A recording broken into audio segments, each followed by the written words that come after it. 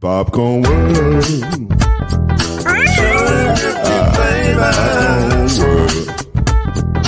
Popcorn world. Yeah.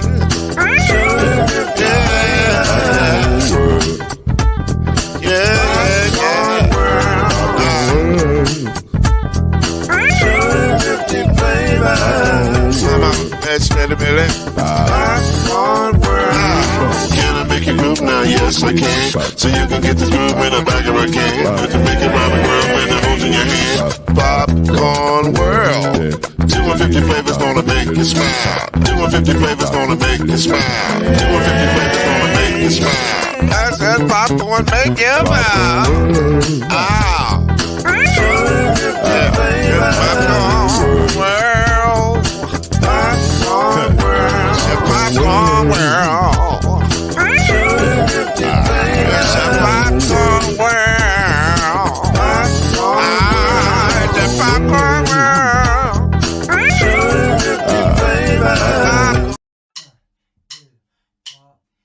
You're now listening to BLEAV in the ACC with Heisman Trophy winner and Florida State legend, Mr. Charlie Ward, Wave 3 TV, and Furniture Hall of Famer Kendrick Haskins, and Mr. Talking Noise himself, and of course Mama Noise's man, Lloyd Smith. And now, it's time for BLEAV in the ACC.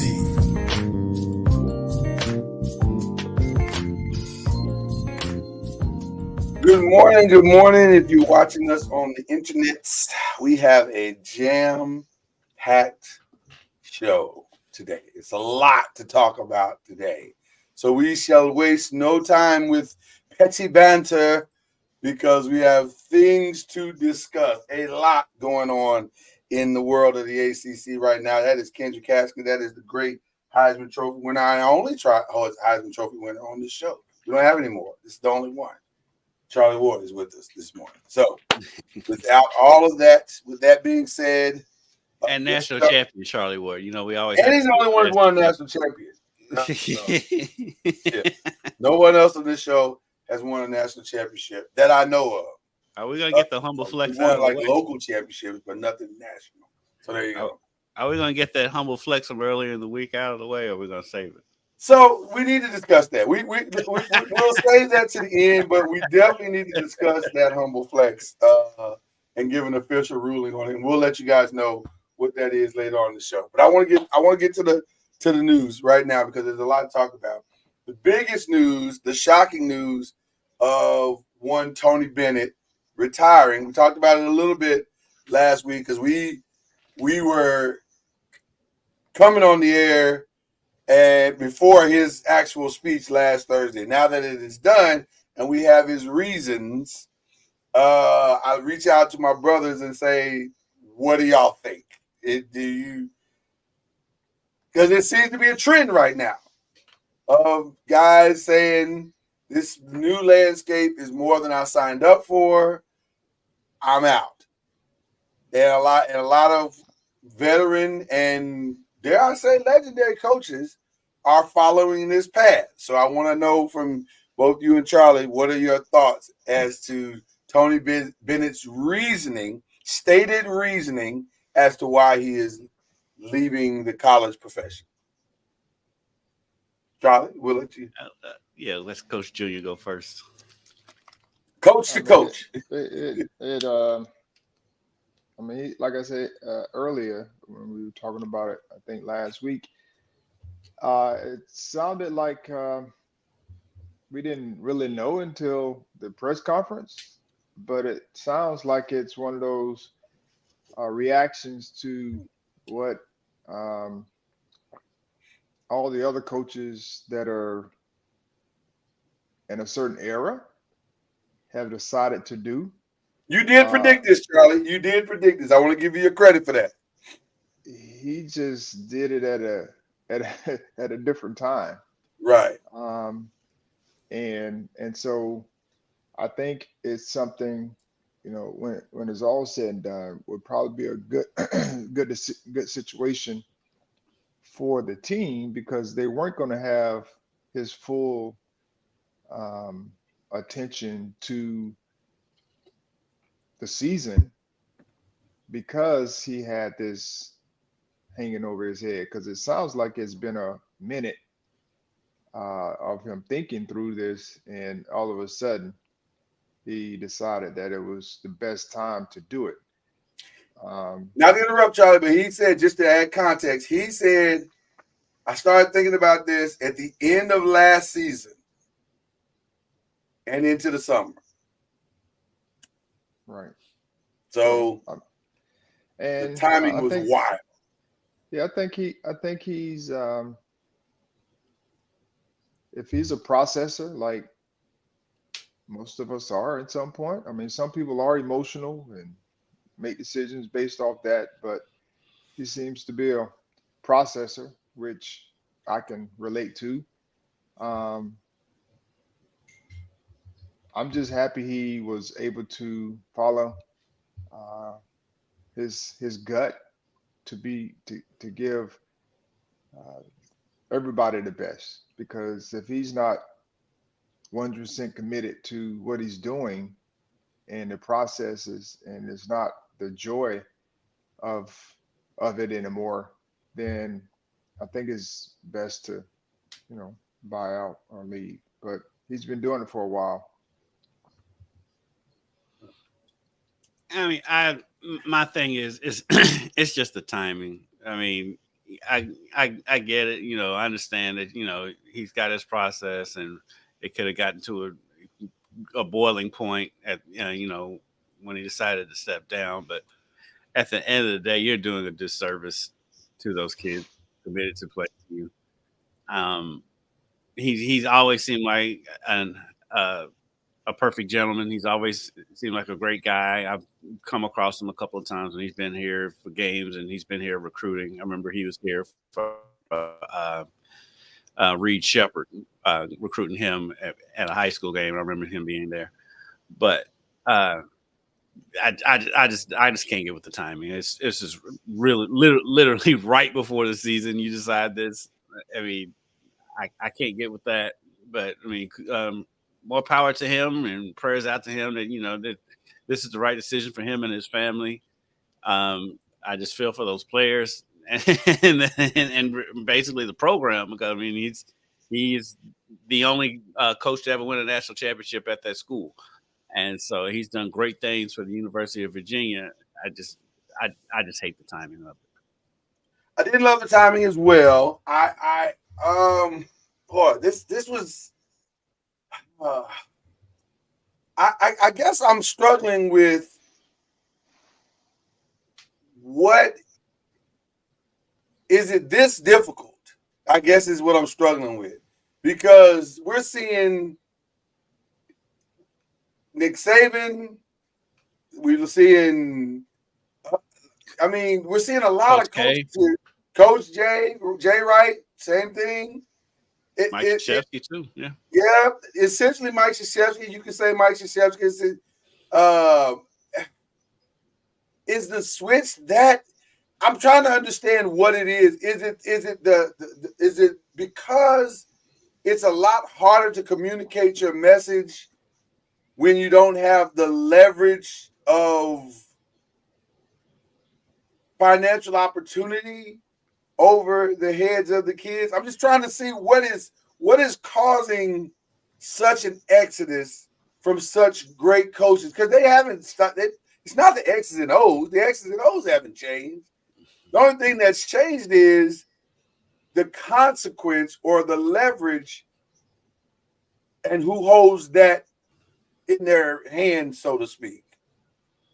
I guess it's twofold. I mean, I really literally could see both sides of it, because it's like the situation yesterday. We haven't gotten into it. We're going to get into it later with the situation with Colin Lacey, where we're hearing from Colin Lacey's agent and not from Colin Lacey. Right. And like in these college coaches having to go through agents to talk to their players. At the professional level, that's common, but not at this level. And so it's an adjustment period. And Hold up. So at the professional level, the coaches don't deal with the agents per se. It's most times the GM. And so in the colleges, you're starting to see some programs have a GM. Hiring GMs. That's the new deal now, where they have quote unquote GMs, if you don't want to call them GMs, but people who deal with those agents.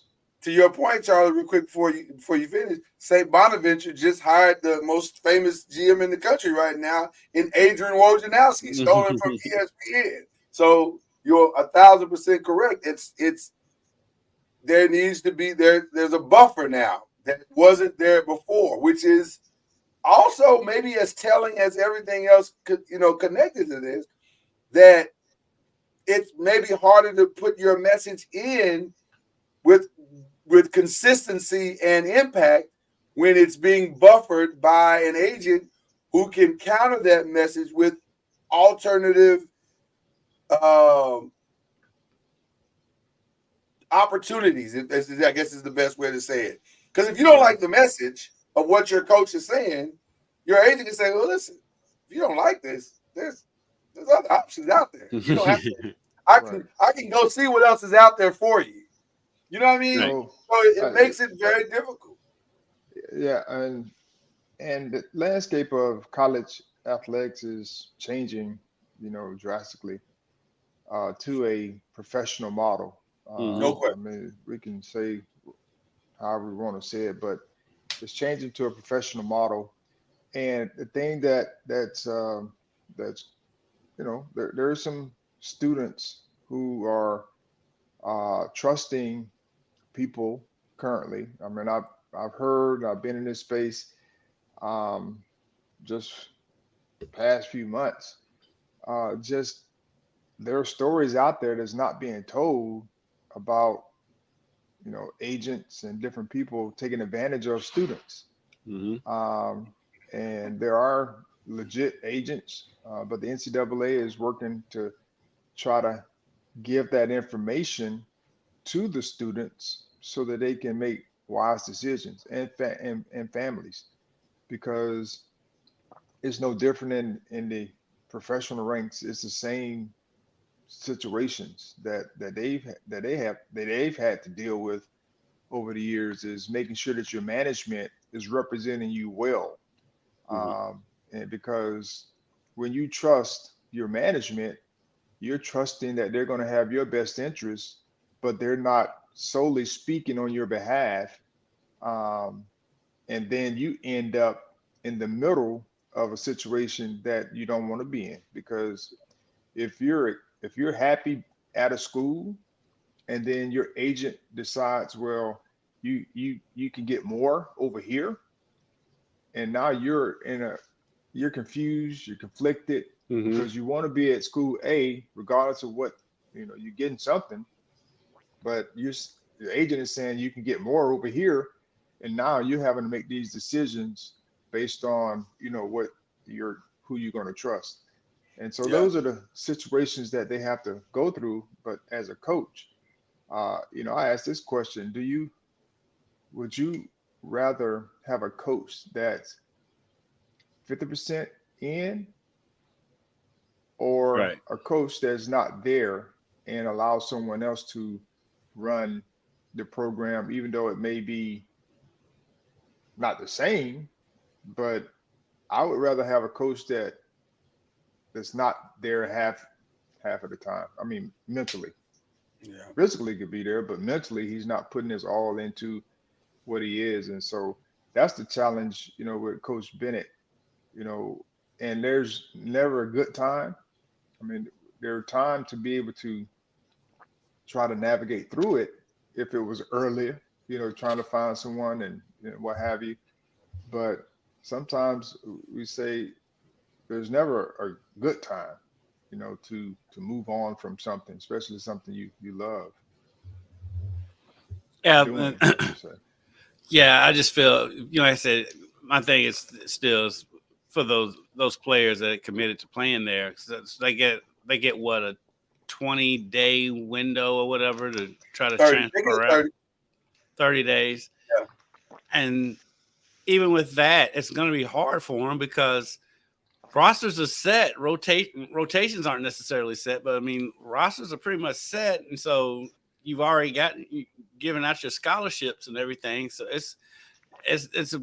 basically they're stuck at Virginia if they don't really want to be there, because it's always going to be a suitor for them. But like, it's going to be it would be a difficult transfer for them to go into a system this late in the game and try to get playing time this year. And so, I mean, I get it that, it's never a perfect time, but this is a horrible time for him to do this.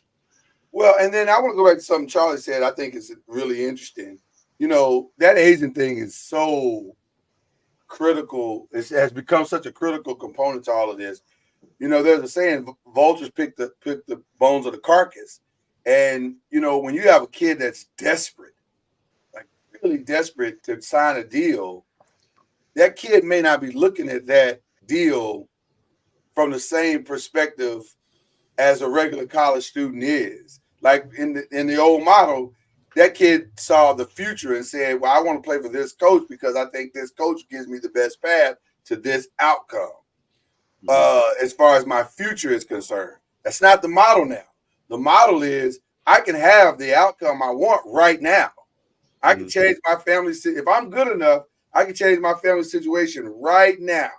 And so now I may not pick the best school and the best system for my skill set based on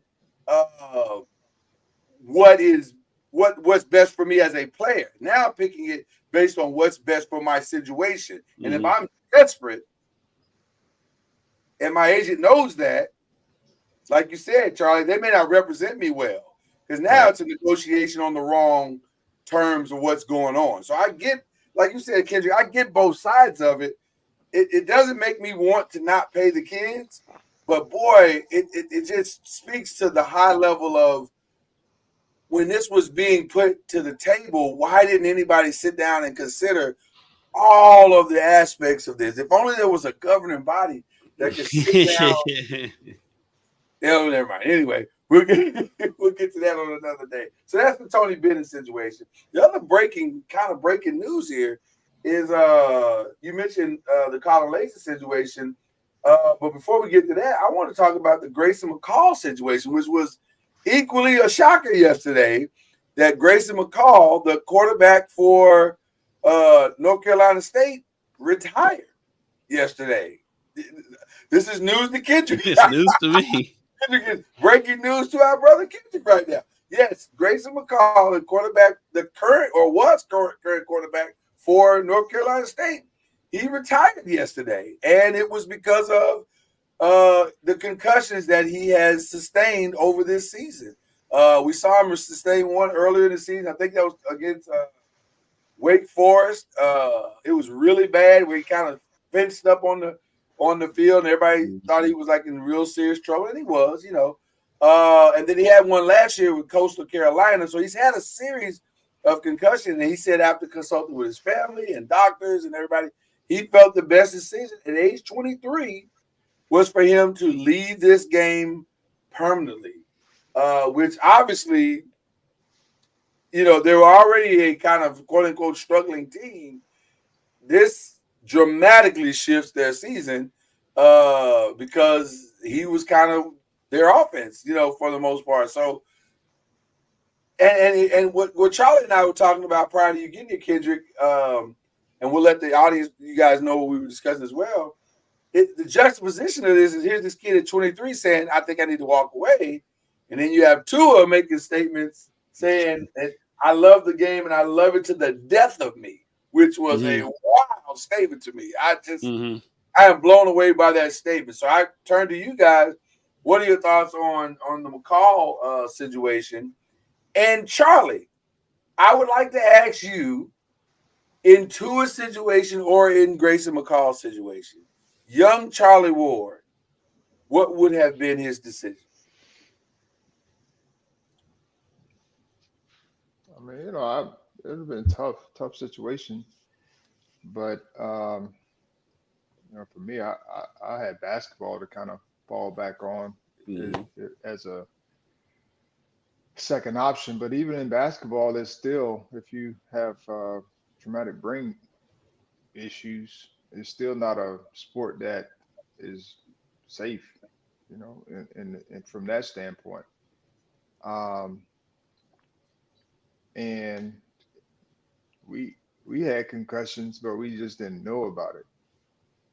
I'd say we didn't know about it, but we didn't deal with it. And in this day and age, it's different on how those things are handled. So, so for me, it would, you get your information. It would be tough, a difficult decision, and I could see both sides. And as I've said before, when you make decisions, you make them based on, what you want to do.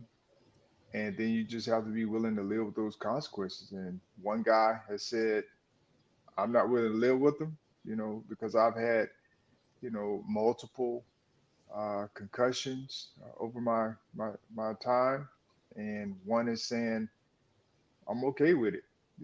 I'm willing to live with whatever the consequences are long term.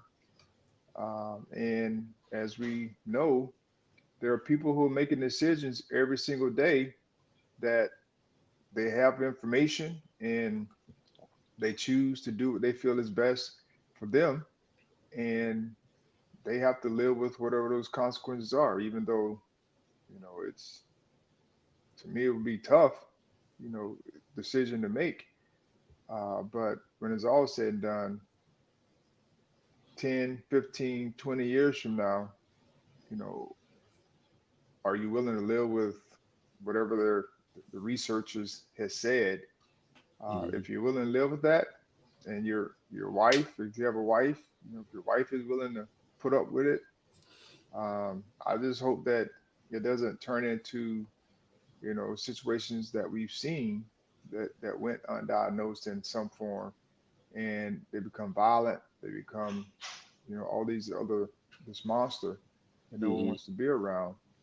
But I'm sure they've both gotten the same counsel.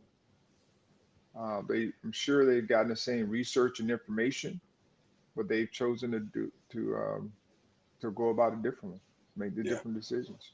Yeah, wow. The crazy thing is, I had a buddy in college. He was our freshman year. We were, we had suites, and so he was my suite mate. He was like me and my roommate, a bathroom, and two more people, and he was in the other room. He was going to be the future quarterback. He was getting some playing time as a freshman as a quarterback. We already had an established quarterback who was really good, and he retired after his freshman year in college. So he retired. He made that decision at 18, 19 years old, and so and I think he said his older brother did the same thing, and so and he was good. He was a really good player, and he retired at a young age. So I mean, I've seen that before. I don't think their situation was concussion related, but I think with the concussion situation, it is scary. And when you've had the thing we don't really hear about much we hear about the concussions, but we don't really hear about what the players actually go through when they're going through concussion protocol, when they get a concussion, because it could be as simple as a headache, and it can be as extreme as they can't be in light, and it's like a migraine situation and stuff like that. And so Right. I can see, like, if you've been through it a couple of times, and if you've had the extremes, end of it, where you were like, you know what? There's a way for me to not get concussed, and so let me get on that and step away. So I can understand it, and kudos to him if that's the decision that's best for him, because I mean that is a hard decision to make, especially at that age. And so and Tua. I mean, like Charlie said, he decided that, this is what's best for him, and if it's his family and his wife, who's the main one who's going to have to deal with him later on in the future, if they're okay with it, then, more power to them. I'll be honest with you. I thought the statement was the first evidence that he needed to walk away from the game, because to say that's a wild statement, man. But I get it. And both of you are 1,000% correct. I get it, because young me wouldn't have walked away. I'm just being honest. There's no way I'd have walked away from an opportunity to make millions of dollars. We would have figured it out. And so I understand exactly what he's saying. I don't love the way he said it, but I definitely get why he said it and the reason why he's saying I won't walk away from it. I just don't want to me with Tua, and maybe with the whole thing, we're in very uncharted waters, because it feels like, oh man, I hate to say this, and I even hate to speak it out into existence, but it feels like we're in the waters where there's no upside, only bad. I'll say it that way.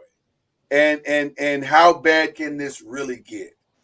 Because we don't want the worst case scenario of what this can be. And it feels like we're teetering toward that. And that's the fear I think everybody has. And that's the concern that they have for Tua and those and the Grayson McCalls of the world and so forth. Nobody wants to see the worst part of this. And here's the other side. If we ever get to that, then that's the ball game. Because if you start having multiple concussions and we see the worst side of this, that's going to be legislated into the game to the point where people are going to say, oh, if you had 3, you're out. You've had 2, you're out, whatever the number is. So that's next. And we're hesitant to do that, but I think that's where we're headed. I think that's where we're headed. So I don't know. It's a wildly uncomfortable situation. So we'll go to something slightly more pleasant. In the Colin Lacey situation, Kendrick, that was very shocking as well, and also not told correctly, because it appeared that he was leaving. The way it was released, it implied that he was leaving Louisville permanently. Like, it kind of felt like he was opting out and leaving the school, but that's not true. Yeah, the way, because it just originally, when it was announced that Colin Lacey was pulling out of the rest of the season, it made it sound like he was just leaving. But if that's not what it was, for those who don't know, Colin Lacey's wide receiver for Louisville. He transferred in from UAB. He broke his collarbone in August, and that's according to his agent on the statement that his agent released. Again, going back to the agents, that's an 8-week healing process. Well, he came back in 5. His first game was the Notre Dame game, which was crazy because it was the first time he'd ever even had contact with us in the game. And he had a great game against Notre Dame, played well against SMU, had a 100-yard kick return for Louisville against Miami just on Saturday. Weekend, yeah. Mm-hmm.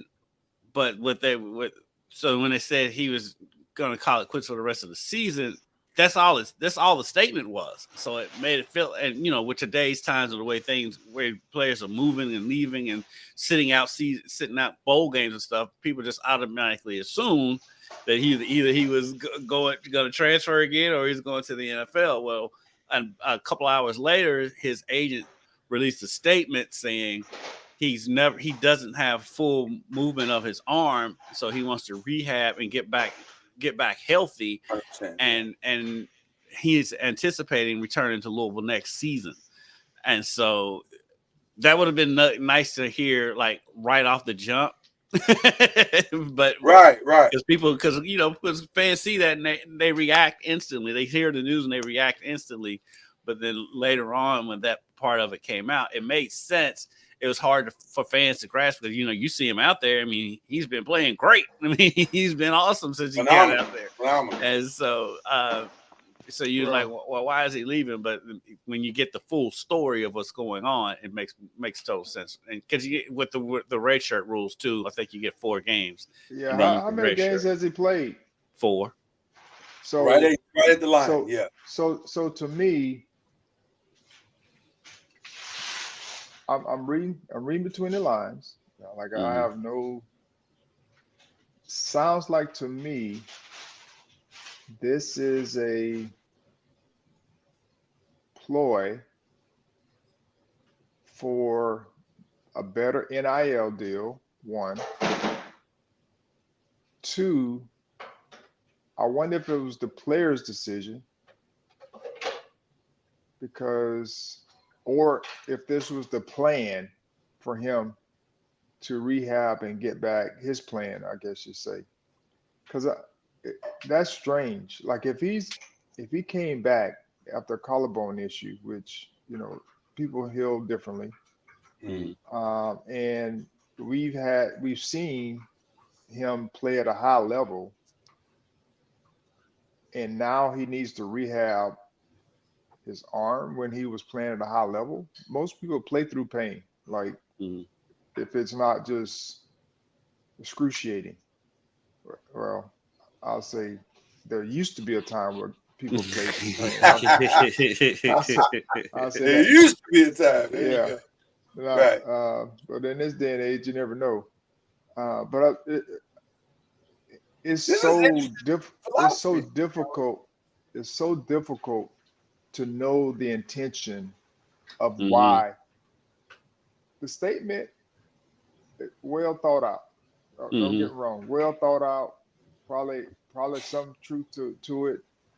But if you probably dig a little deeper, there's some of that new age, what we're going through now with this 4-game red shirt, seeing what I can get. I mean, we just saw the guy, the quarterback at UNLV. I mean, people are doing it all the time for different reasons. Yeah. So I'm just curious to know, and it may be injury. I mean, yes, they probably do need to rehab it more. Don't get me wrong. Yeah, they probably can do it.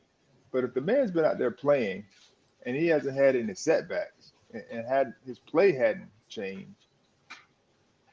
he's been phenomenal since he came back. That's what I'm saying. It's like it has to be something. They said, of course. I mean, you're dealing with an agent, but they did say in the statement that it has nothing to do with NIL. But no. Trust me, that means it has something to do with NIL. I was going to say it has nothing to do with NIL until it has something to do with NIL. Like, yes.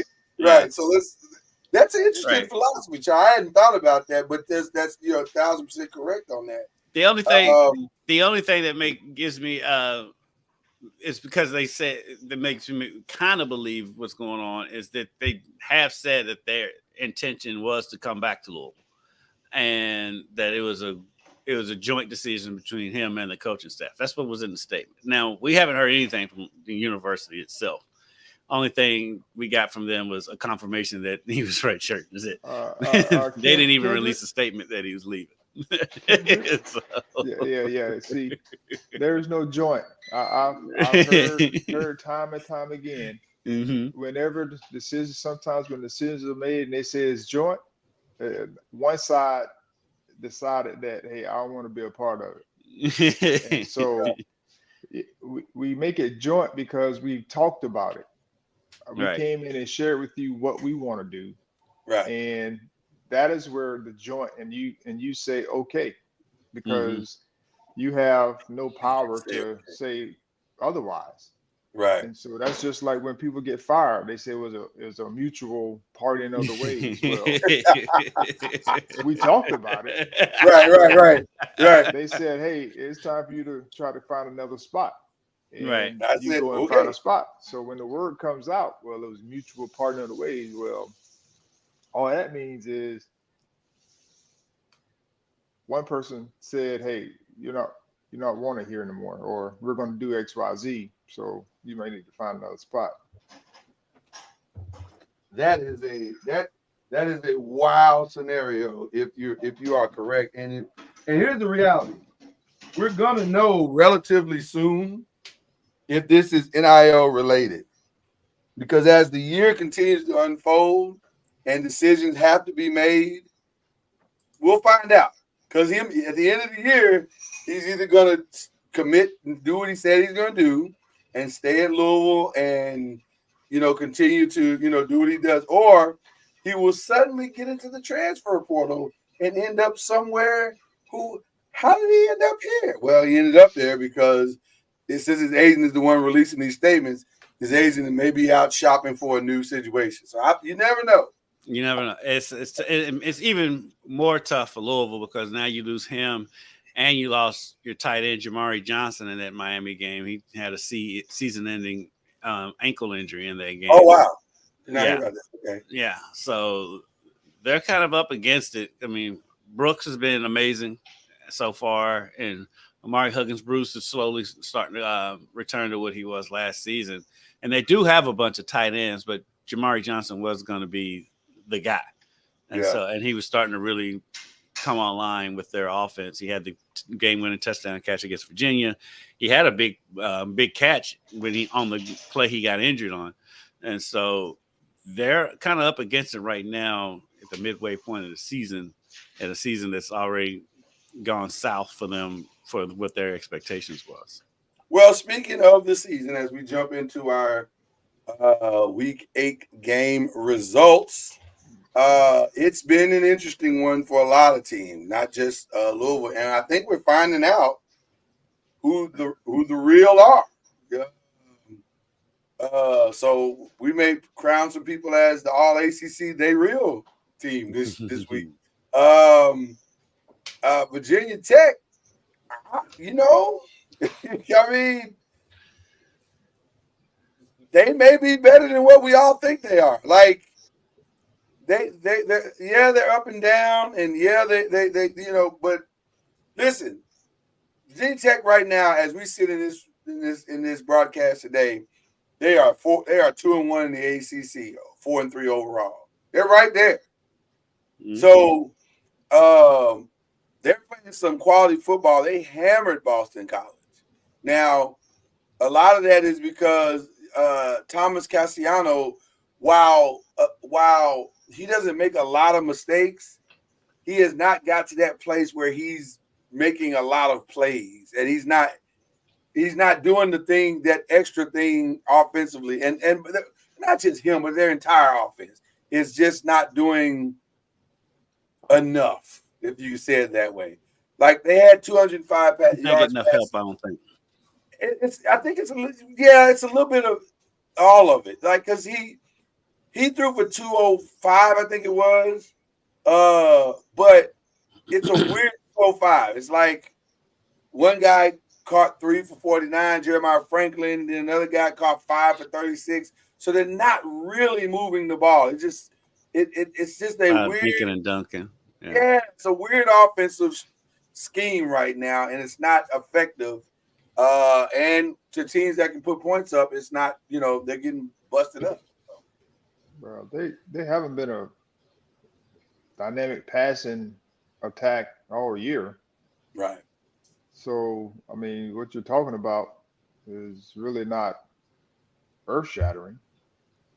And so, I mean, teams have figured out that if you stop the run and keep Castellanos, in the pocket from using his legs, then they're going to struggle.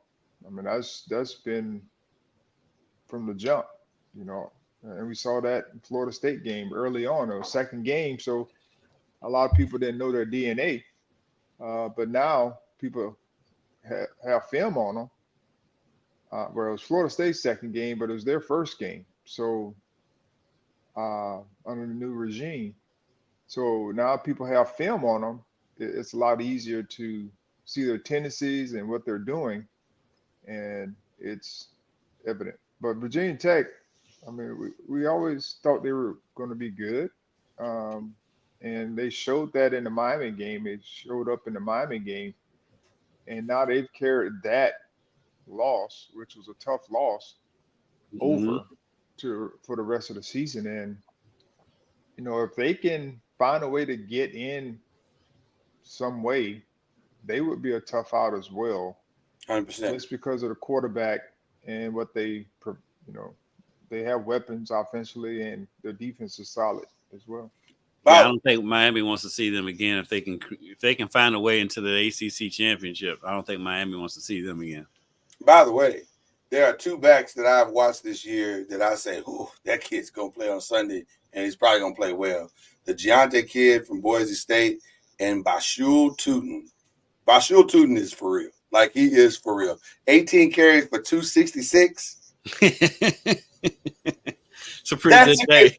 That's a good day. 3 touchdowns. That's a good day. You've had a 18 good for day. 266. But That's 266 is what he ran for. He insane. is literally putting the team on his back and carrying. That's what 12 yards a carry, something like that. That means every time he touches the ball, he's a getting a first down down. or more. 2, 3 That's first downs at the same time. crazy. Goodness gracious. I'd love to hear Charlie Ward talk about this. Florida State, Duke. Duke won the game. We know that. Do you feel like your Seminoles are trending in the right direction? No way. Yeah, I mean, people. I mean, you have to be realistic on where you are and all those types of things. I think sometimes we get so caught up with the outcome and don't look at what transpired and the team's makeup and the whole nine. So of course Duke is not they're not one of the top tier teams, even though their record is 5 or 6-1, whatever it is. Record's top tier. Yeah. Right. But they're not top tier. Like you wouldn't put them in the same boat as even a Virginia Tech, Miami, and Clemson, some of the top tier teams that we're seeing in ACC. Just not because of just the records, because of who they kind of literally played.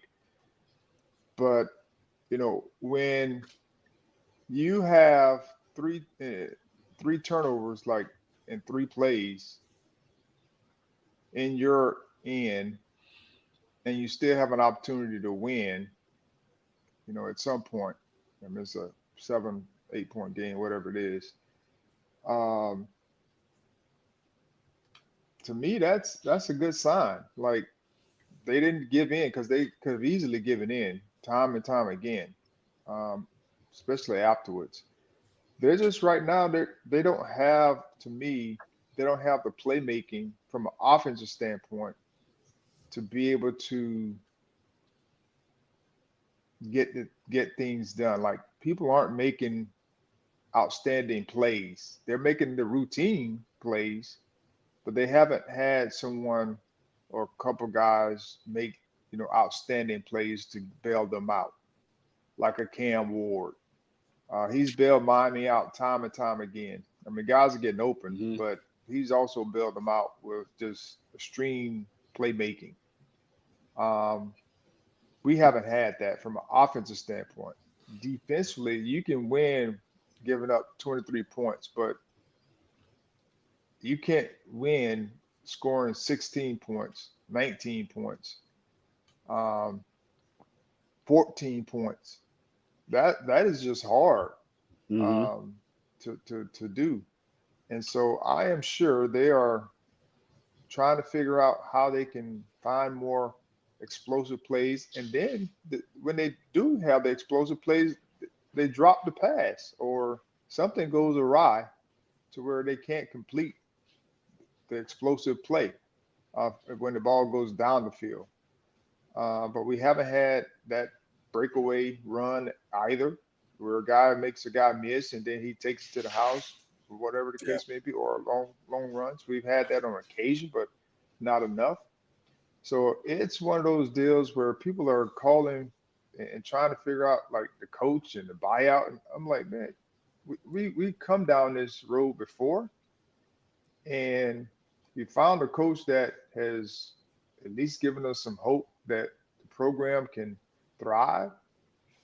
And I don't think, you know, administration is going to bite in on the buyout and all that. But I just, as you all know, I mean, stability is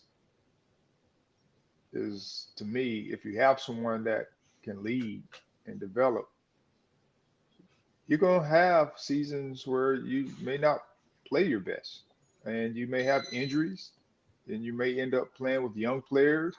And if you do that, you're going to struggle. And that's kind of where we are. We're playing with a lot of young players, inexperienced players.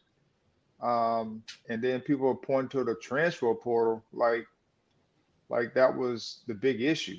Well, just to say, the team that was 13-0 last year had transfers on it. Those transfers were at least 1 or 2 years in the program, in the system. And then we also had guys who have been in the system for at least 3 years that were that were here, you know, for 3 years. And so all those guys came back on this one team, and the and the record reflected it, because you had a lot of veteran guys. This year's team, we returned some guys, but at that point, a lot of them were either backups and that were going to be starters, and they didn't have the experience that we had in certain positions. And then the guys who are returning, they really hadn't stepped up when it comes down to their production.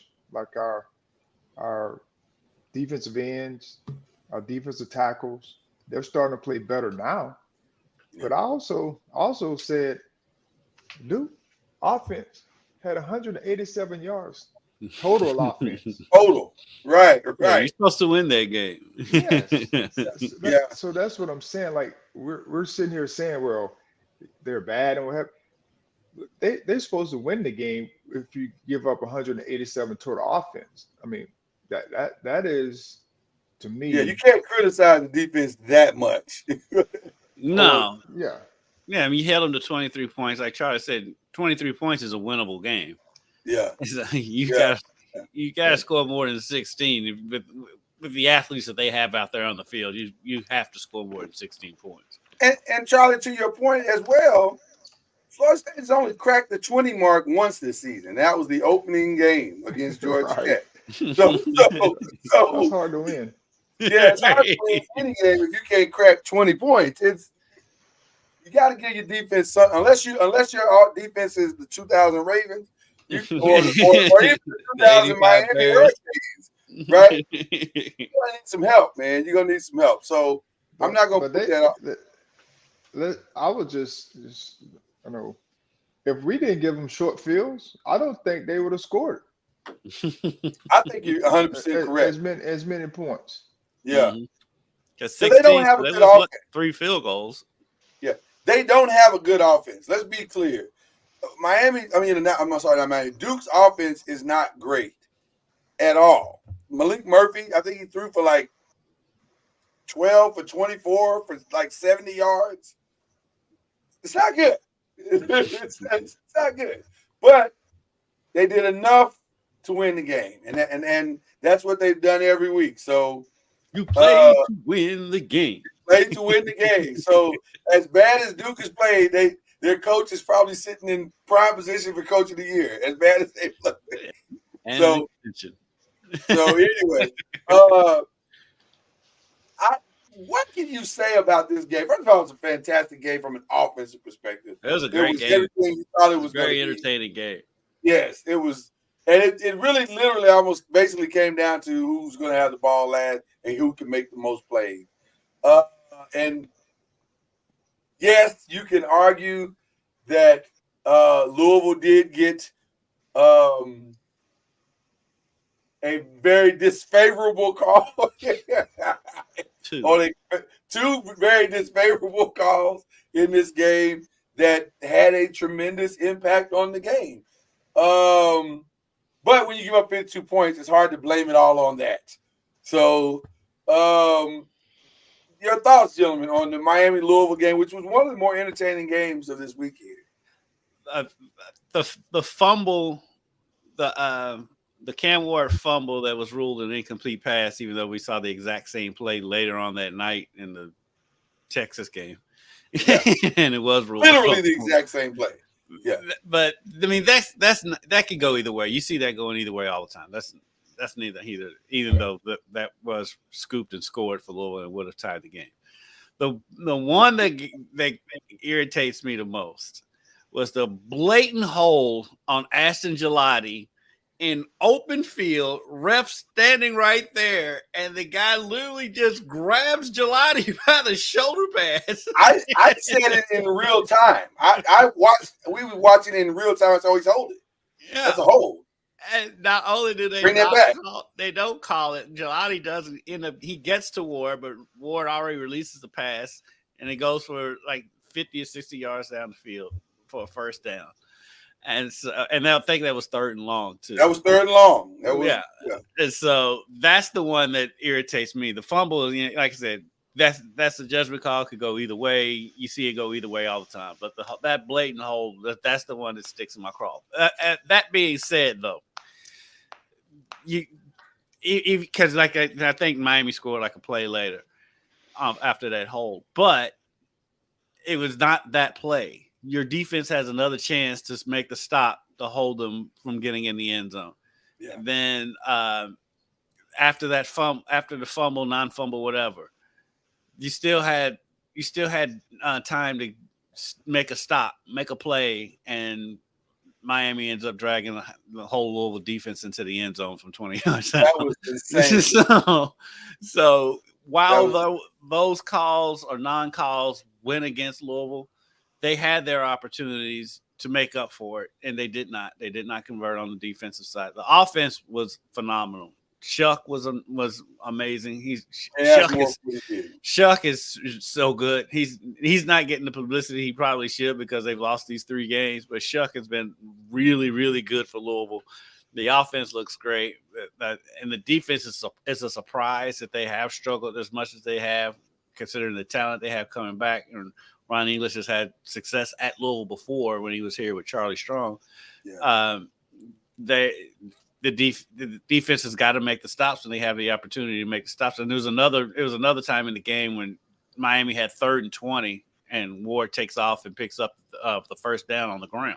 Yeah. You can't have that happen. And so while a lot of the fans are going to complain about the officiating, and they were complaining. If you look at Twitter, the defense had opportunities to get off the field and they didn't do it. And you look at and let's also be fair.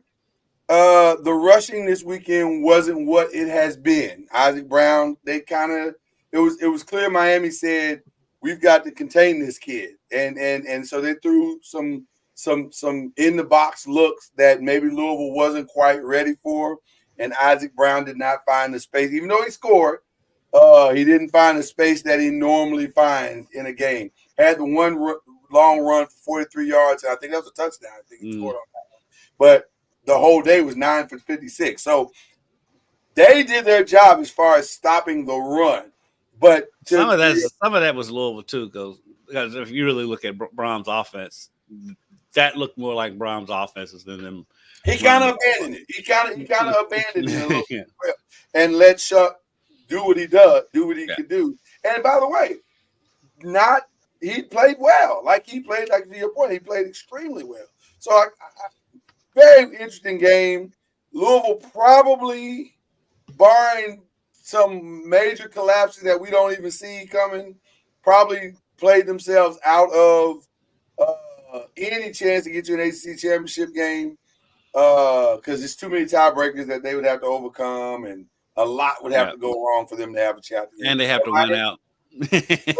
But like you said earlier, Charlie, shout out to Cam Ward, who is single-handedly saving Miami. I really don't know how good Miami is. I know that he's good. He is very Restrepo's good. Restrepo's really good. I'm a big fan of Restrepo. The receiver, yeah. He had a good day. I think he had 100 yards. But I know Cam Ward is very, very good, and he is saving them week in and week out. Now, I don't know if this is a formula that can carry you the distance of the season beyond the ACC championship and into a playoff championship. I don't know if it's that, but for now, it's working. So there you go. Virginia and Clemson. This one was a lot tougher. And we said that it would be, although none of us picked Virginia. But this one was a lot tougher than Clemson probably anticipated it would be, especially I think in the first half. But Clemson figured it out, and they did Clemson-type things toward the end of the game. The one thing about Virginia is they don't have an offense that can sustain what they do. And with all due respect to Calandria, he's just not there yet. And they don't have a running game. So you don't have a great passer and you don't have a running game. That's usually that's the Boston College formula. So there you go. But they did put up 31 points against the Clemson. They somehow put up 31 points. They did. Well, some of that was late. Yeah. So yeah, because I think they scored 21 in the fourth quarter, I believe it was. Right. Yeah. So wasn't the greatest. Yeah, when they call off the dogs, yeah, it wasn't great. Again, shout out to UConn for helping ACC teams pad their win total. UConn has gotten more teams into bowl games for the ACC than any other team. Yeah, they made it tough on Wake Forest. They did. UConn is actually starting to become competitive, which is weird, Well, when you play the same conference all the time, you get to know the tendencies. We had a group chat text this Friday night when we got the word that Haynes King would not be playing, and I graciously said to my brothers, if y'all want to make a switch on this pick, go right ahead. I thought we had all picked Notre Dame, but I hadn't looked at it. But when I saw the news that Haynes King wasn't playing, we knew this one was over from the start, and it was.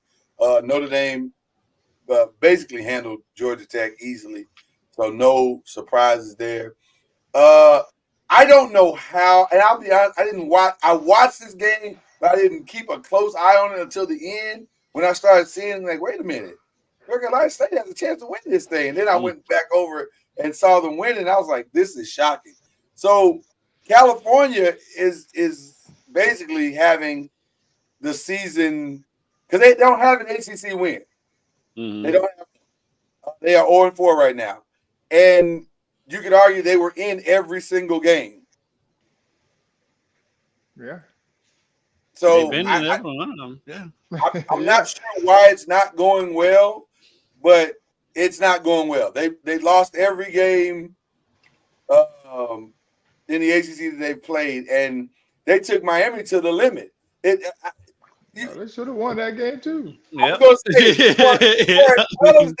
you got 35-10 in the third quarter. You're supposed to win. For as well as they're playing, I'm not sure why they're not closing. That's the weird part about what California is doing because they're getting off to decent start. They just can't close. I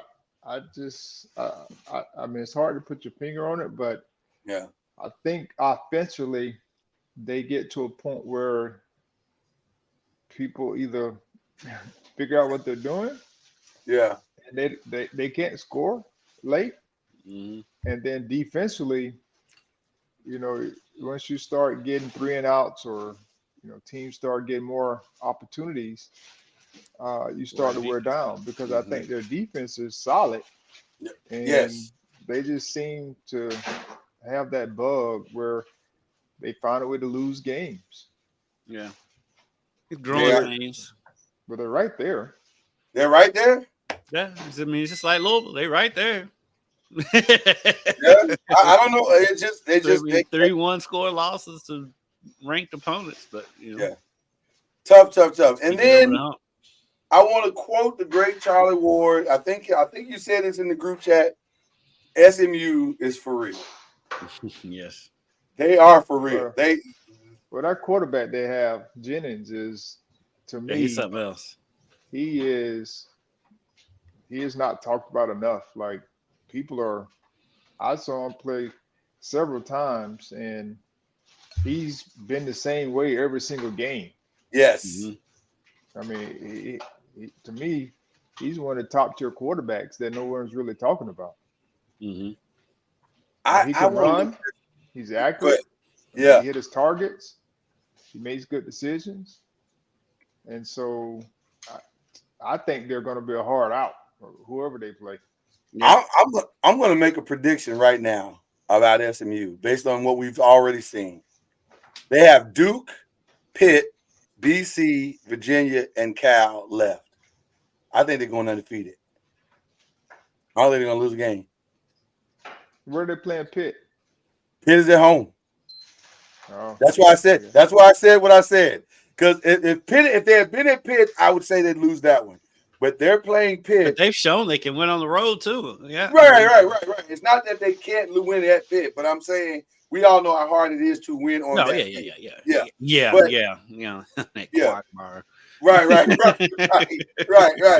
Right. But I think they're going to go undefeated. We may be looking at a situation where it's SMU versus either Miami or Clemson. Because I think SMU's schedule sets up for them to go finish this season undefeated. So what Which happens? Is wild to think about. What happens there if all three of them are undefeated? The tiebreaker is going to be. It's got to. I guess would be strength of schedule and probably ranking. Well, here's the thing. That's what will kill SMU then, because Miami and Clemson, if they're both undefeated, are going to be ranked ahead of SMU. But okay, which I would argue, and I would make the case that Charlie is making to AP and coach voters. Watch the game. Jennings is for real. So here's what we can go through as we go through our for real, all first team for real right now. I think Holstein is for real. Eli Holstein is for real. Cam Ward is for real. And I think Klubnik is. I will acquiesce because of the record. I will acquiesce because of the record. I will acquiesce. He's been great all year. I said I will acquiesce because of the record. I don't know how it really is. Minus the Georgia game. Right. But there's not one person in these boxes that would take Klubnik in a draft. Not one. At this point, I'm okay. So how really you should at this point? No. Because to me, Klubnik would be worse than what we already got. Not much worse, really? but not much worse, but worse. Yeah, because I see things in this game that I don't like that are very similar to the guy we already got. I'm gonna say you've been watching the guy you got for 4 years. But I'm saying, and the stuff that I'm seeing in Klubnik is very similar to the guy I got right now. But Jennings, oh my God, bring that kid tomorrow. Yeah, I agree. I think Jennings should be in the Heisman conversation. Yeah, I think he should be in the Heisman conversation. Now, what they have to do to move up in the rankings, I think, is they've got to dominate these next 5 games. Leave zero doubt in the minds of anybody that they are more than deserving and challenge. Because I got to ask you guys this question. Who's playing better right now, SMU or Miami? SMU. SMU is. That's what I'm saying. As a team, that's what I'm saying. Now, Cam Ward, you can make a case that he's obviously outplaying Jennings, but not for the reasons that you think. It's because he's bringing right. It's not because he's playing better. He's just winning games that you should be losing. But Jennings' numbers from a efficient standpoint is probably going to be better than Cam Ward's. I mean, Cam has great numbers, but I don't know what Jennings' touchdown to interception ratio is, but I know he's been efficient. He's been incredibly efficient. I think they got to go undefeated. That's number one, and I think they got to dominate. And by the way, all 5 of these teams, the only team that might make you go, I don't know if they can dominate them, is maybe Cal's defense. Because of Cal's defense, that might be the team where they may go. It may be closer than you think it might be, but they can win. They can win every one of those games. So this is going to be interesting. It's going to be an interesting end to this season for SMU. But 100% they are for real. I'm looking up. Where are they in the AP poll right now? SMU. They're 21. They're 22. I'm sorry. They're 22. And they have their 1 losses to BYU, which is a good loss. Right now, that's a good loss. Where is BYU in the ranking? They are. Are they ranked right now? I think they are ranked. Let me pull it up. They should be, unless they lost. It's the only undefeated Big 12 team, right? Have they lost?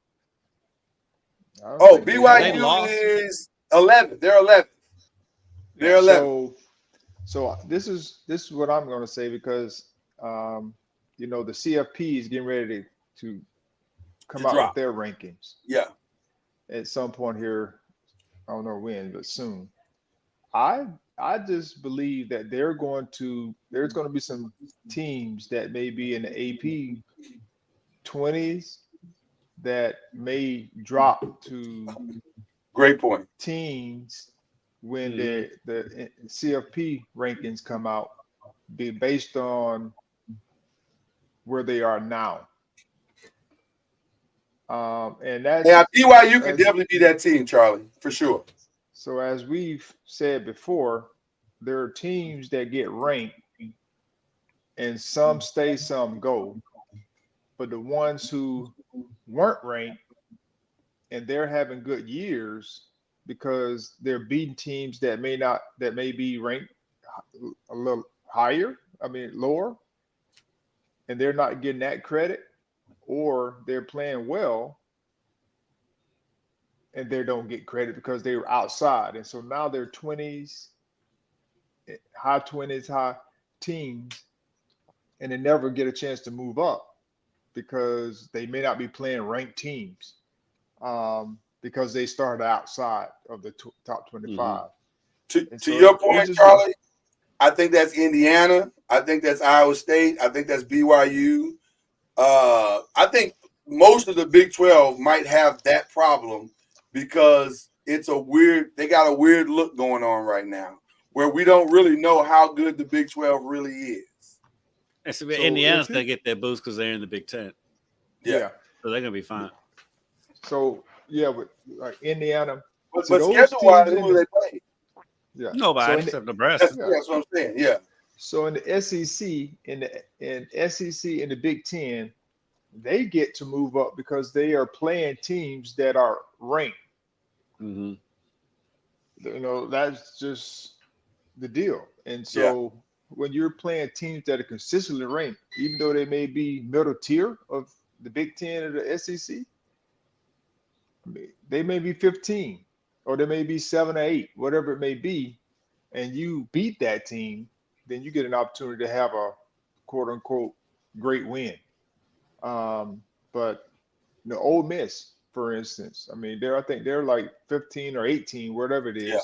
Yeah. And they started out in the top 5 or top 10, whatever it was at the time. And so at that time, if you beat them, that was a top 10 win. But because when Kentucky beat them, they was number 5. Well, to that same credit, Alabama, they should not be anywhere near the top 15 or top 20 now, but they will be. They will be just on reputation alone. They should be top 15. I mean, they still beat Georgia. They still won that game. They still won that game. By the way, they haven't lost any game by blowout. So I get what you're saying, but there's only 2-loss team that we're going to celebrate like that. But in Alabama's defense, as much as I hate that you have me defending Alabama, they have 2 losses, but like they've lost 2 games to top 10 teams. I mean, their schedule has been. I agree. Yeah. Their schedule's been tougher than most teams too. Yeah, it has been. No, it absolutely has been. It has been. They haven't had a cakewalk. No. And I believe games. Speaking of Alabama, we lost a very tough game to Tennessee. And by the way, shout out to Tennessee on the bounce back. They actually won a big game for once. Won a big game for once, and got that one done. And then this one was not close at all, which was a shocker because everybody really thought this would be a very difficult game for Georgia.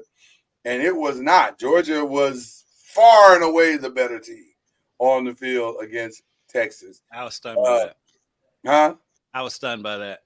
I was very shocked by that one too. I thought they would be way more competitive than this. And I knew they hadn't played anybody, but I didn't think it was would be that glaring. I think 30 to 15 is not even 30 to 15 is not indicative of how dominant that game was. Not at all. Not at all. And then this was a phenomenal game from start. That was a street fight. Yeah. Let the game. That was a fight. Hearns. Like they just throwing haymakers at each other the whole game. And shout out to the Lions for bouncing back after the Aiden Hutchinson injury and kind of putting that aside and saying, let's go get this. We can still. That's a quality win in division. And then this was a weird game. This is a weird game because the Ravens dominated this game completely. And then it got weird at the end. By the way, I'm going to say something that's probably not going to be popular preaching, but I just feel this way. I'm so frustrated with Todd Bowles for this one because to me, there's a thin line between competitive, building your confidence in your team stuff, and putting your people in harm's way for no reason. And you'd already lost Mike Evans.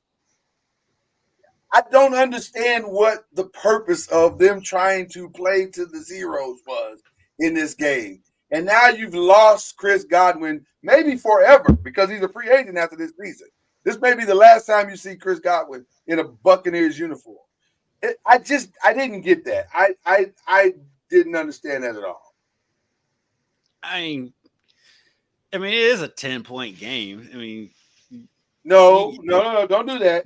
It's a 10-point game. It became a 10-point game. But with 5 minutes to go, you don't have 21-point strategies like that. They were down by 21. But like when he got hurt, it was a 10-point game. Yeah. okay, but you're leaving one important part of that context out. It was a 10-point game with like a minute and 30 seconds left to go, and they were driving down the field, so they still had to get the 7 and the 3 in a minute 21. We've seen it's not going to happen. We've seen crazier stuff than that happen. Right. We don't like. I understand everyone. I understand your point. If it's a 20-point game, then with a minute and some change, and he's still in the game, I can understand. But with 10 points in a minute and some change, there are a lot of different scenarios and things that can happen. Because if it's 10 points and you get to a point where you can kick a field goal first and then try to get an offside kick, then that's what you do. Which, by the way, they did get one. So again. They did get one onside kick. So I mean, I don't know what it's a hard call because your fear as a coach is what actually happened, which is you don't want guy to get hurt at any point. However, if you feel like if it's a game that's close and winnable, you want to keep your guys in there so they can, give you the best chance to win. But the worst case happened. Right. And I say it's a 10-point game. I can't fault them for still being in the game. I wouldn't have done it. Not that. I want to say I said 5 minutes, but I don't want to say 3 minutes to go. It was like they were down 17 or 21 or some crazy number, and it was like which proves the point even more. If they were down by that much and they've already done brought it back to 10, you keep going. Yes, because Baker Mayfield was still in the game. Right. I think they just cost themselves the season. I mean, I agree in some form. However, as a coach and as a competitor, you can't be sitting on the sideline when it's a winnable, what you consider a winnable game. If you start putting the numbers together, you kick a field goal early, try to get an offside kick, and then it doesn't work, then that's something totally different. But if you kick a field goal and then get an offside kick, you have a chance to tie the game. But I mean, I understand, the Ravens took out their players. They didn't put them in, but the game was pretty much over at that point for them. Yeah. That right, because they had put their backup in at like 4 or 5 minutes. They had put their backup. I don't know. That's a tough situation, but I digress. That just bothered me. Who called that game? Who that was Troy. Game? Troy and Joe. No, I'm talking about who chose or who picked the Ravens. This is Charlie. You're already on the verge of a humble flex. I don't know if you want to keep. You got one still simmering from earlier in the week. You're already on the verge of a humble flex. I don't know if you. I'm asking. He's just like right here. Right. That's how it starts. That's how it starts. But yes, it was you, Charlie Ward. Oh, okay. I was actually just about to say. I didn't know. I didn't know. I forgot who I chosen. You chose that one, which, by the way, we've already shown all the I Believe games, and this is the one you was questioning who picked it. Well, by the way, we all went 500. We all went 500 this week in our picks. It was a tough week. It was a tough week, but that one game put you over the top, Charlie. So that brought you to 51-11, and so it was a good week overall for you because you got the one extra win there. So, all right, let's jump into these week 9s. Because we got some interesting ones starting tonight. Syracuse and Pitt. McCord versus Holstein. This is a good game. This is a good game. We wouldn't have said that at the beginning of the season, but this is a really good game. This might be a little bit of must-watch tonight. What is the weather like? That's a great point because, Pitt can be nasty this time of season. Anytime of season. That field can be a disaster. That's what I'm saying. Well, yeah, it doesn't matter the weather. There's the slightest bit of wind. 67, I'm looking at. Oh. 60. So it should be nice. I don't see any rain in the forecast. The slightest bit of wind coming off that river is going to wreak havoc on kicking. Yeah, it did the other night. Right. That was wild. Ball everywhere. Well, what are we doing, gentlemen? Who are you going with in this one? You know what? I'm going to go out on a limb. Because they've shown Syracuse. They've shown they can win away from the carrier dome, whatever that dome's called now. And so I'm gonna go Syracuse. I'm probably gonna regret it, but I'm gonna go Syracuse in the upset just because I like the quarterback. Kyle McCord. Yeah, Charlie, what are you doing? It's a tough call as well. Pitt is a 5-point underdog. Pitt's an underdog? Pitt's given 5. Really? Yes. I thought I was going out on a limb. Well, apparently, I wasn't. I'm gonna go with At home. Syracuse as well. You going to Syracuse as well? Yes. Can't believe that Syracuse is a 5-point favorite on. That's crazy, right? Oh man, I think I'm going Pitt. I can't imagine Pitt losing this game at home. No, Pitt's the 5-point favorite. Is Pitt are they the favorite? Yeah, I didn't think there was any way that Pitt would be an underdog at home. I may have read it wrong. I think I'm going Pitt. I just can't see Pitt losing at home under any circumstance. This is the kind of game they live for. I mean, I mean, on paper, this would be more entertaining than the NFL game tonight. Who's playing tonight in the NFL? Minnesota at the Rams. Right. Yeah. Boy, that 4:00 slate last Sunday. Woof. Yeah, It was bad. That was a long trek to the 7:00 game for sure. It was like, or 8:00 game for you guys. But yeah, it was rough. Louisville gets the Friday night game. Louisville versus Boston College. With all the turmoil going on, I think Louisville will still be okay in that game. Yeah. Well, they still have their offense, so Right. and that's been carrying them for quite some time, and I don't see that changing. Yeah. So I'm going with Louisville. But I predict a sloppy game. 49 and raining is the forecast. Sloppy game, but Louisville will figure out a way to get it done. They've played in it before. That's pretty much what They it was played in it Notre before. Dame. Yeah, they played it before, so they should be fine.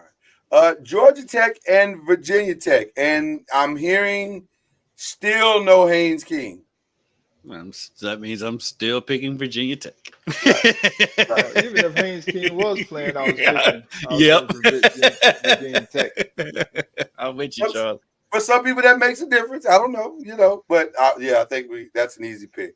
North Carolina and Virginia will open the noon games. I can't pick Carolina in any game. I'm going with Virginia.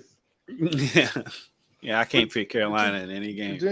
Virginia, they're a team they play well. I mean, I thought they competed well last week against Clemson after they were down. They didn't give up, so I can see them.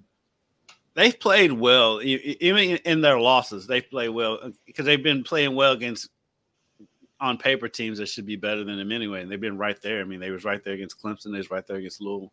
So, yeah, but I'll give Virginia. And plus, Carolina can't stop anything. If you want to fix all of your offensive woes, as schedule 2 teams, Connecticut and North Carolina. You can fix everything. Well, Wake Forest only scored 23 against Connecticut. So yeah, they were scoring that. Wake Forest and scoring that. Wake Forest and Stanford. This is going to be brutal to watch. Wake Forest on the road again? Yeah, they're on the road again. They need to play this game only on the radio.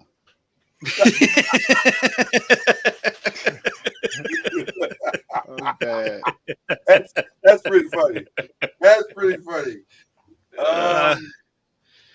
I'm going with Wake Forest. Yeah. Wake Forest. We all begrudgingly pick Wake Forest. This is not one I can safely say this is not one I'm tuning into. Right?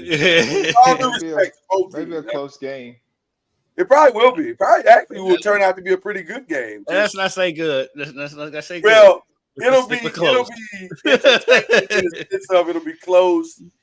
but it'll be like 17-15 or something like that. 7-3 is close. Don't mean it's good. Right.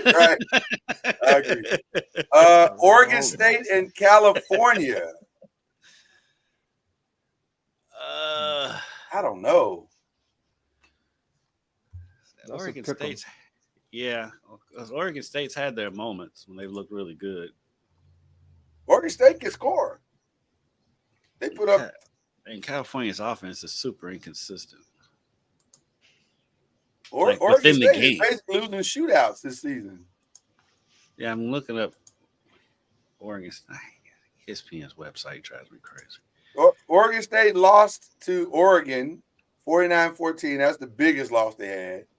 But, I mean, everything else, they've been somewhat competitive. Like 38 to beat Purdue 38-21, Colorado State 39-31, lost to Nevada 42-37, lost to UNLV 33-25. So they can score.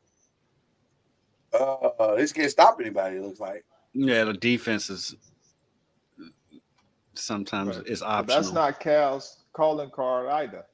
Right. This is not a great game for Cal more than it is for Oregon State. Yeah, I'm going to go Oregon State because I think they can't put up enough points to win. I'm going to have to agree with you on that one. I feel like Cal, and then this is the week they'll put it together and we'll all, take the L on it. Well, I don't know, Charlie, who are you picking on this one? I'm fine if we all get it wrong. I'm going to go with Cal. Okay. Charlie's trying to put some faith in the Bears. All right. And then let's see, we got two more. Florida State and Miami. I would love to see the upset. You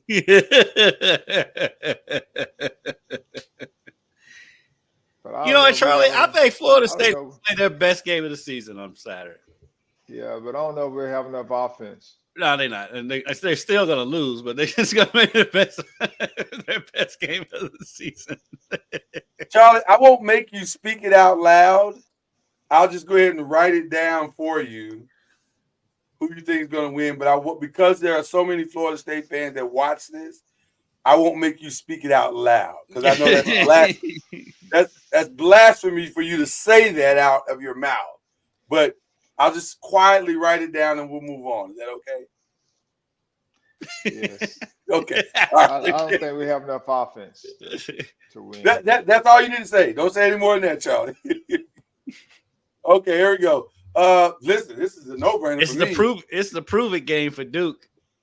Oh, yeah. If Duke is what they say they are, then they ought to be, which I don't believe they are. So I think I think that Duke is optimistic when it comes to their defense. They create turnovers, Yeah. But SMU is different. Like they don't have like these issues that people show up, and I just don't think Duke has enough offense. I mean, Duke's offense was not good like the other night, as we talked about, and they're 6-1. I think not by default, but they won the games. But I don't think they're a great 6-1 team. Yeah. No, they're a scheduled 6-1 team. Yeah, right. Good scheduling by them.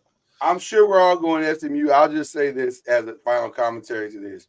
My girls and I have discovered a show on Fox called The Floor. It's a game show. If you like game shows, it's a fantastic game show. Very entertaining. And you pick a category that you're an expert in, or you inherit a category, and you have to defend that category head-to-head against another competitor in 45 seconds. You have to answer more questions than the other. Last night, a 60-year-old white woman had to out-answer another 25-year-old white man on wrestling. And I turned to my girls and I said, she has no shot. That's how I feel about SMU too.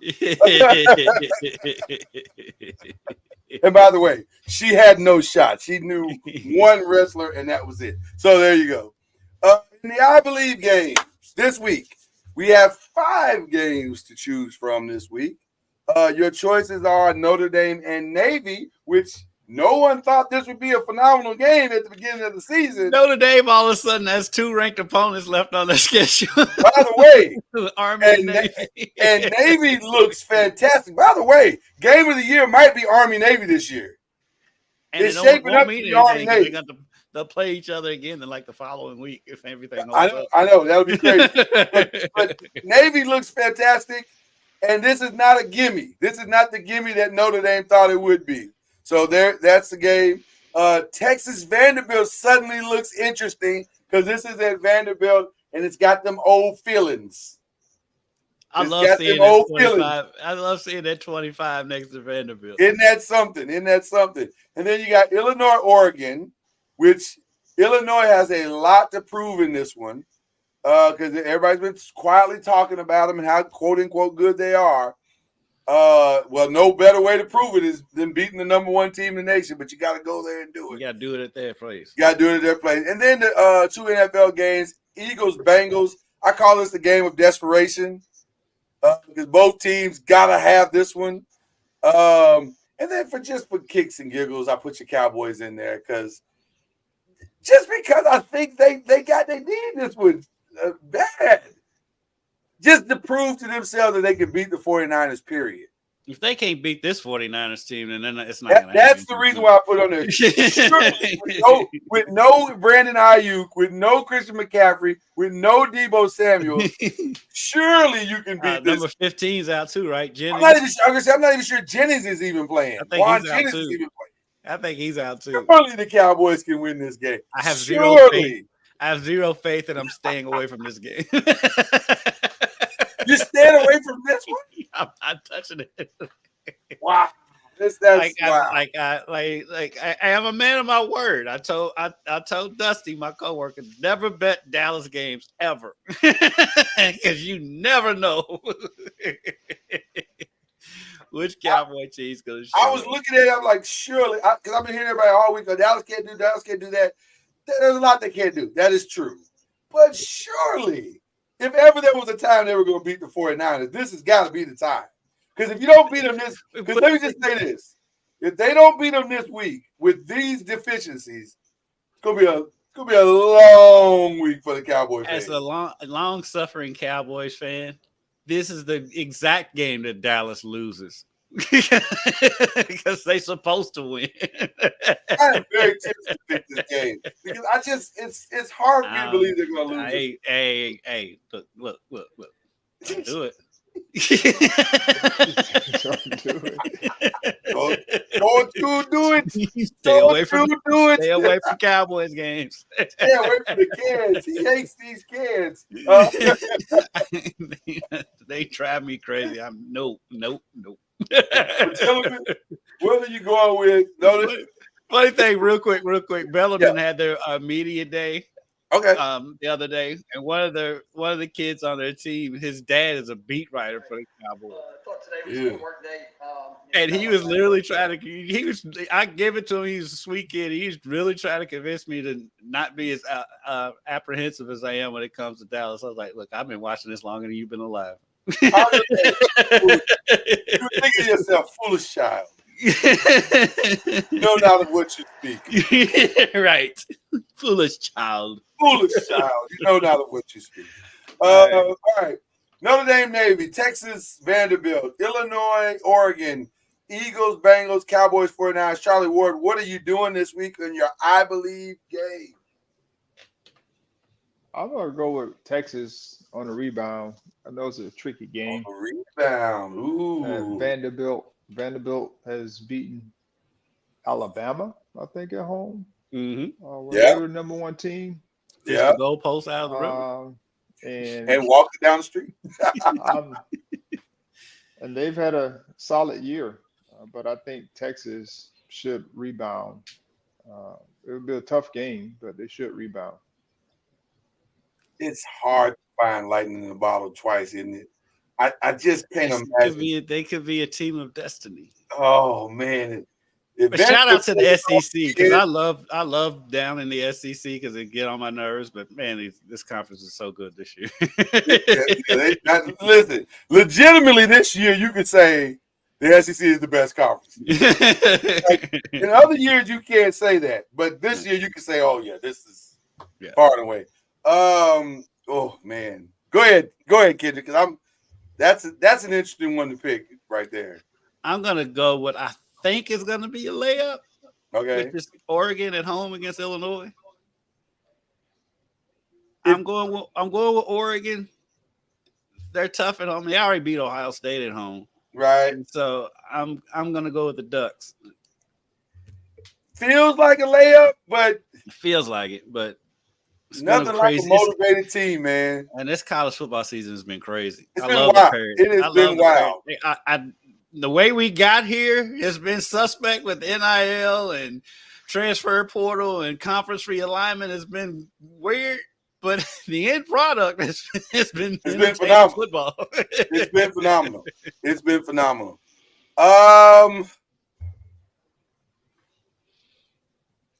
Don't you touch that Cowboys game. No, God no, God no. Listen. There's a comedy element to what we do here. That was all for comedy. I'm not touching that game. But I'm gonna tell you something. I am very tempted to believe in the Vanderbilt again. I'm very tempted. I'm very tempted. I just Well, it won't hurt you. So yeah, it doesn't hurt you, right? The Notre Dame Navy is interesting to me as well because That's a weird game, though. that's a weird game, and it feels like Navy. Because here's one thing that Notre Dame can't do: they can't out physical Navy. Navy is the armed services teams are the most in shape teams in college sports. Forget listen, with all due respect to Travis Hunter's doing amazing things on the football field, he's not more in shape than Army Navy teams. Sorry, Travis. Call me back when you're up at 5 a.m. doing what most people do all day. So nobody's picked a pro game yet. That Eagles Bengals. That's All right, a I tough put that one. on there. That's a tough one too. I think I'm gonna go. Man, I think I'm gonna go Vanderbilt. I think I'm going Vanderbilt. I'm gonna put my faith in the Vandies and see what happens. So Hey, Charlie, one of us is gonna be right, the other's gonna be wrong. more power to you. Because at the end of the day, you're gonna look. If they lose, you're gonna look back and say, "I just trusted Vanderbilt." It sounds weird. I mean, I'm not gonna lie. I would not be surprised if they pulled it off again. I wish that game was at night. Well, here's the thing that makes me think they can pull it off. They just stifled a running quarterback in Milroe. They're not gonna have them problems against Quinn Ewers. Now, the question is, how long is Quinn Ewers going to play? Because I can easily see them switching over to Arch Manning. I don't think they will. In I that think game. they're not doing that again. they're not going to do that. I think, No. and I think Alabama. Every time y'all say Texas that, has it a happens. Texas has a better offense than Alabama too. Okay. Yeah. Texas, to me, in the Georgia game, got sideways early on, Mm-hmm. Mm-hmm. Yeah. and they weren't able to recover from that portion of the game. Because in the second half, it was more like what we expected. Yeah. So if you eliminate, which is, I mean, it's hard. I'm just using this. If you eliminate the first half, like the first quarter, let's just say the first quarter, the game was relatively competitive. Yeah, it's relatively even. Yeah. And so I just think Georgia did what Alabama did to Georgia. Mm-hmm. They got a cushion, and unfortunately, Georgia didn't allow Texas to come back like Alabama did. You know, for Georgia. But it was a very similar game where they got a cushion, and when you have two competitive teams that are very much alike, that cushion can help you, you know, moving forward. And so that's why even when I'm coaching, telling my guys, I'm like, hey man, when we playing against good quality teams just like us, we can't allow them to get a 10-point cushion at any point in the game. Mm-hmm. And if they do, that gives them that momentum, that leg up to now where we have to try to fight back And if You we use a get- lot of energy fighting back. Exactly. And Yeah. then you come up short because all they need to do down the stretch is make a few plays here and there, make a few plays here and there. And then next thing you know, you end up losing by 6 or 7 points. And I think losing by Vanderbilt's 10 got point it. cushion. I think Vanderbilt's got to come out the gate early and Oh try yeah, to you got to hit him in the mouth jump on early. them early. If they can do that, it could get interesting. But if Vanderbilt's having to play from behind, I think they don't have a shot. But it'll be interesting to see. It'll be this is the kind of game because see, the one thing that Vanderbilt has never had going into any of these games, probably in the history of Vanderbilt, is belief. And now they have it. And so it's belief is a powerful thing, especially when you got thousands of people doing it all at the same time. So I'm curious to see what this game becomes. Okay. Want to give a couple of shout outs collectively because we do that. Sometimes we go ahead and give a shout out to everybody collectively. And I'm going to steal Charlie's thunder a little bit here. Even though I hated the final call with Breonna Stewart, I hated it. That was not a foul. And she I hated it. She crip walked before. And by the way, nobody should have talked about the fact that she walked a country mile before she ever even got to that play. Still, you got to give credit where credit is due. As bad as Sabrina Ionescu played, as bad as Breonna Stewart played, for them to have won that game. Shout out to Sabali, who was amazing in that game. Mm-hmm. And shout out to somebody who's one of my favorite players, Jonquel Jones, who played fantastically as well. They found a way, and that's what great teams do. They find a way. And so the original franchise, the first of the first, New York Liberty, we give them a collective shout out. And speaking of that brings us to the humble flex. I feel as though, I'm just saying. And that was a Charlie Ward humble flex. You guys are just going to have to trust us because in the group chat, it just felt very humble flexes. It felt. What'd I do? You don't want that, Charlie. Don't make us read the receipts, Charlie. Don't make us read the receipts, Charlie. What are you talking about? we warned you during the conversation. We have the receipts, Charlie. We have it. I think you know what you did, but it's fine. I don't remember.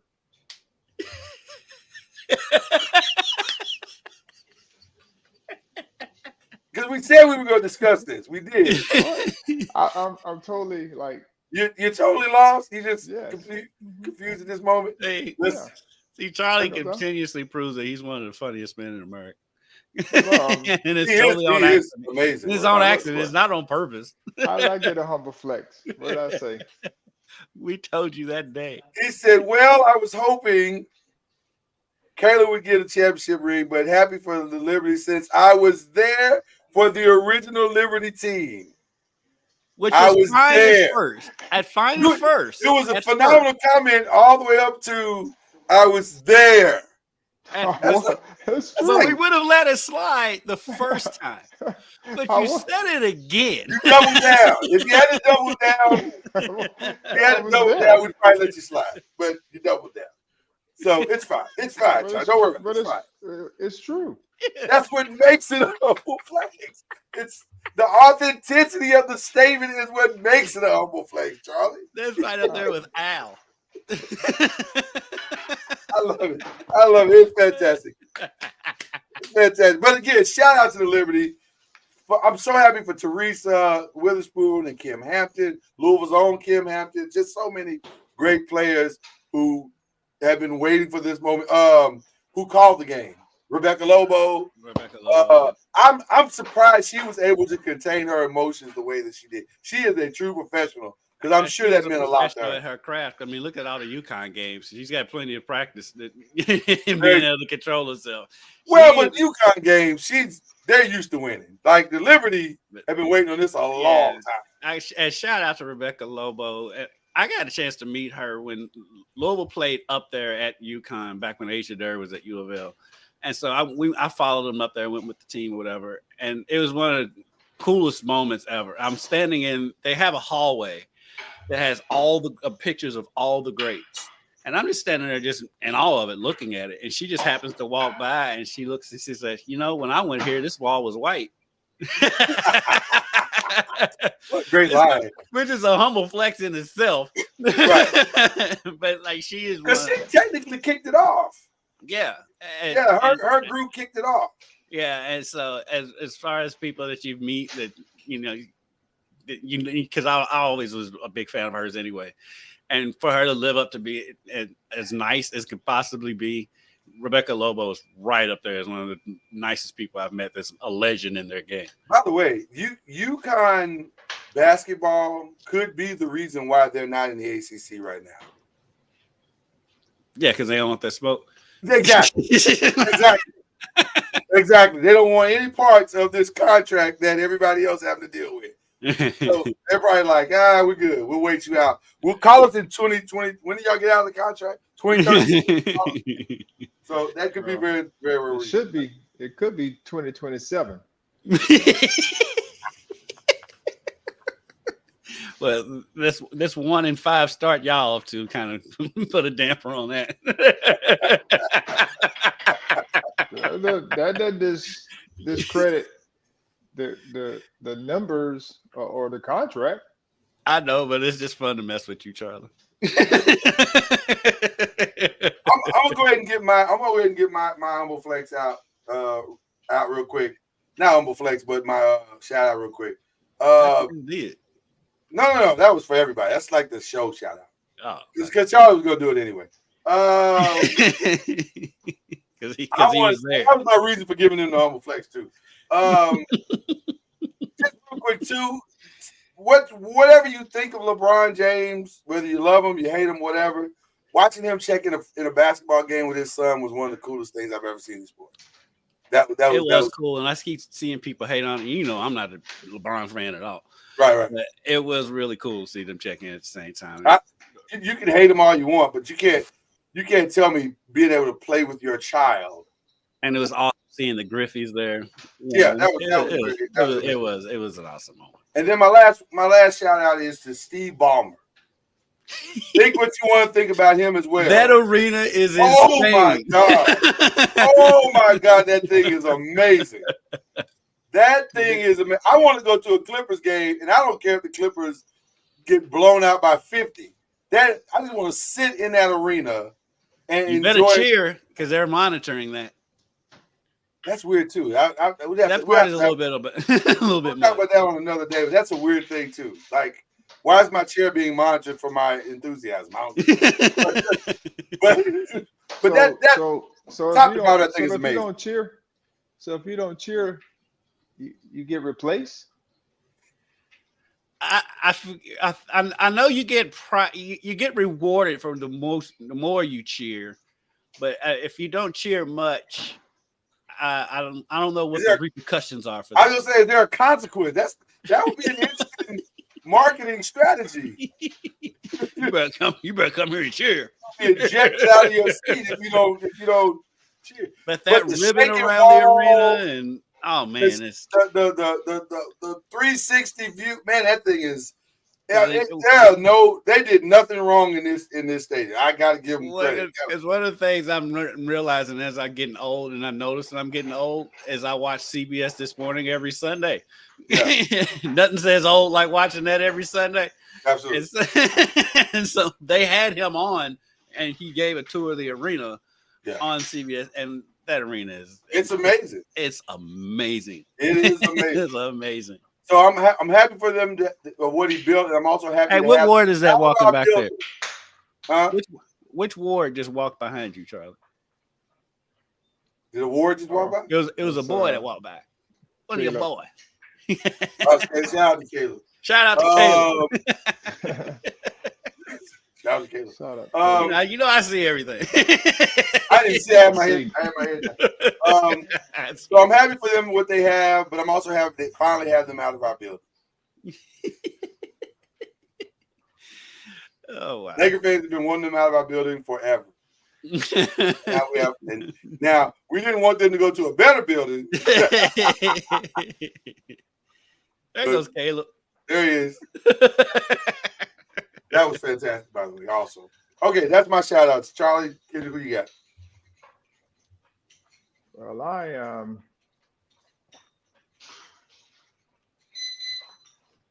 I'm going to shout out. Of course, we need some good Seminole news. So I'm going to shout out my man Jamie Connell. I think it's his name. He became a singles co-champion at the ITA Southeast Regional Championships on Saturday. So shout out to my man Jamie Connell, who's one of the tennis players here at Florida State. Giving us some good positive news. National champion? No, he's a regional champion. Okay. All right. Not national, but that's a regional Seminole champion. love. All right, we'll take it. We'll take it, Charlie. We'll take it. Listen, we know where you are right now. So listen. Yeah. Get what you need to get out of this moment. Yeah. And also shout out to the champions who dismantled my Knicks in their first game after they got their. And usually at those ring ceremonies, the team comes out distracted and plays terribly. That did not happen the other night. I'm gonna say this, Charlie. I'm gonna say this. I don't think that the Celtics are 30 points better than them in April, but they for sure were 30 points better than them in October. Which, by the way, they should be. More continuity, no turnover. I mean, I get it. I get. I get the win. You think? Like I said, I get the win. The shooting was insane. That was insane. Didn't they set the record for most threes in the game? They tied it. 29. Yeah, they tied it. Yeah, they had like 17 of those in the first half. Yeah, a team comes out hit threes like that. There's nothing you can do. Yeah, you just got to shake their hand and be like, okay. All right, we'll see you next time. In the garden. Charlie's going through it over there. You can see it on his face. It's been a rough October for him. I'm not gonna lie to you. It's been a rough October. All right, I'm gonna get my shout outs real quick. First, shout out to Pat Kelsey and Louisville men's basketball team. Looked great in their first exhibition game. Don't want to put too much into it because it is an exhibition game, but they did come out and I forgot the number, but they made like 20. I have the number 24 of 52 or 56. Yeah, 3 points from three. 56 threes seems like a lot. It seems like a lot. They're not going to do that all the time. He did say that, but he's not. He said, it's just how the offense flowed. The team they were playing were packing it in inside because Louisville was bigger than them, so they was kind of giving them the three and never really adjusted to it because it wasn't like they was just coming down, just jacking them up. They were working offense to get the three. So shout out to them. And then lastly, shout out to one of my favorite interns of all time, Jada Curry. Today's U of L Women's Basketball Media Day, and she is going to have her be my reporter for the day. So I'm giving her the microphone, and she's going to go around and interview her teammates in the most Jada way possible. She asked me, she's like, do you want me to ask serious questions? I was like, I don't want you to be straight Jada. And so it's going to be because Jada is one of the funniest people I've ever met. And all of her teammates and her coaches, whenever I talk to them, they're like, this is Jada 24 hours a day. And so I can't wait for that. So that's going to be fun. So shout out to Jada because I know she's going to do a good job with that. And Charlie, this is for you. And that was a humble flex. You have to keep things balanced. How you get a shot? No, that wasn't for you in the sense of I humble flex. You humble flexing me. I'm humble flexing Kendrick because my intern, Jada Kerr, my intern. Come on, Charlie. Apparently on this show you can't know people.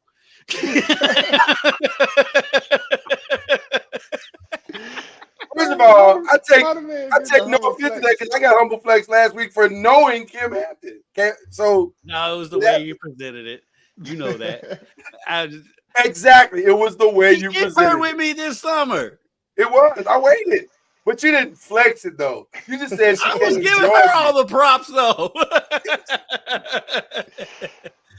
That was totally unwarranted. We may need to filing a petition Well, we'll take it up with the committee and we'll see how it works Right. out. So there you go. All right, listen, another wonderful show, another fantastic show. Going to be a great weekend of football. A lot of great games, both pro and then basketball is back. And by the way, tomorrow we got a week and a half more of bad college basketball before it starts for real. Right. We ain't got the good basketball yet. That's just hold up on that. The World Series has to end first, and the World Series starts Friday, so that should be good. Got the Coastal game that we all hoped it would be, although many were rooting for a Subway Series, but I think this is better. This is much better. Yeah, this is much better. So it's gonna be a fun weekend of sports. Everybody kick back and relax and get ready to watch it. And we'll be back next week to do it all over again. It's Kendrick Haskins, it's Charlie Ward, I'm Lloyd Spence. Believe in the ACC. We'll be back. You've been listening to Believe in the ACC with Charlie Ward, Lloyd Spence, and Kendrick Haskins. Please like, follow, subscribe, and share from the Noisemakers page on Facebook and on YouTube. And you can also listen to us on Spotify, Apple Music, iTunes, and wherever podcasts can be heard. And join us